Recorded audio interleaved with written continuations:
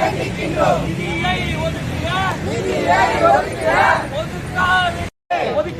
ஒதுக்கிடுக. நிதியினை ஒதுக்கிடுக. மாநில அரசு மத்திய அரசு கண்டிக்கின்றோம். நிதி ஒதுக்கு.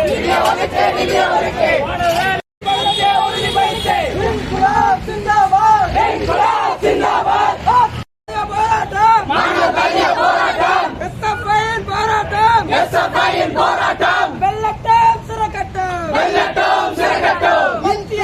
இன்குலாப் சிந்தாபாத். நீங்க அனுமதி இல்லாம இது பண்றீங்க, அதனால உங்களை அரெஸ்ட் பண்றோம். கொஞ்சம் கோஆபரேட் பண்ணுங்க.